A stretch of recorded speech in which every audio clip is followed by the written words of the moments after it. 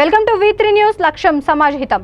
ఆర్యవైశ్య మహాసభ ఆధ్వర్యంలో ఎక్స్ఎం రోసయ్య ప్రథమ వర్ధంతి సందర్భంగా ఆర్యవైశ్య మహాసభ అధ్యక్షుడు Telangana industrial corporation chairman Amaravati Lakshminarayana ఘనంగా నివాళులర్పించారు. ఈ సందర్భంగా వారు మాట్లాడుతూ ఆర్థిక మంత్రిగా, ముఖ్యమంత్రిగా, గవర్నర్గా కీలకమైన పదవులు పొంది ఆ పదవులకే వన్నె తెచ్చిన మహానేత అని కొనియాడారు.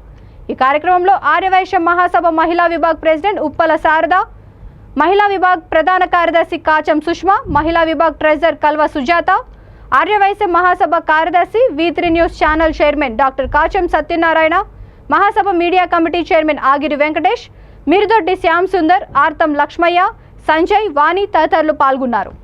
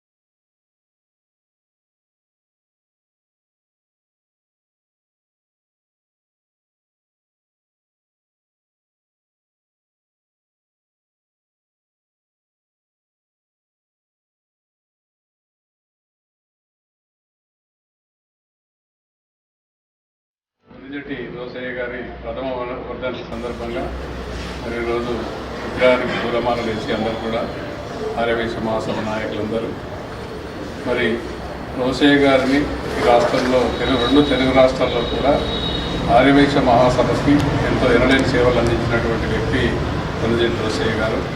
అదేవిధంగా ప్రభుత్వంలో కూడా మరి ముఖ్యమంత్రి స్థాయి వరకు, ముఖ్యమంత్రి కాకుండా గవర్నర్ వరకు కూడా వారు పనిచేయడం జరిగింది.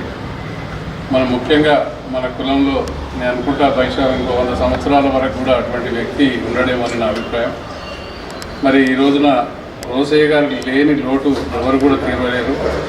మరి ఈరోజు రోసయ్య గారు రెండు తెలుగు రాష్ట్రాల్లో కూడా ఆర్యవైశ్య సంఘాలకు పటిష్టమైనటువంటి నాయకత్వం వహించారు వారు. మరి ఇక ఏ కార్యక్రమం కూడా ఆర్యవైశ్య మహాసభ అంటే వారికి వినలేని అభిమానం. ఎన్ని పనులున్నప్పటికీ కూడా ఆర్యవైశ్య మహాసభలో కార్యక్రమంలో రెండు తెలుగు రాష్ట్రాల్లో కూడా వారు తిరగడం జరిగింది.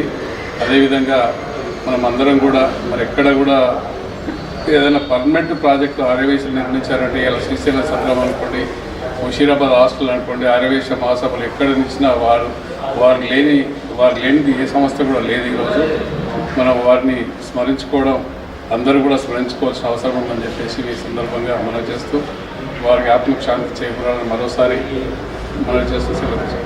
రోసయ్య గారు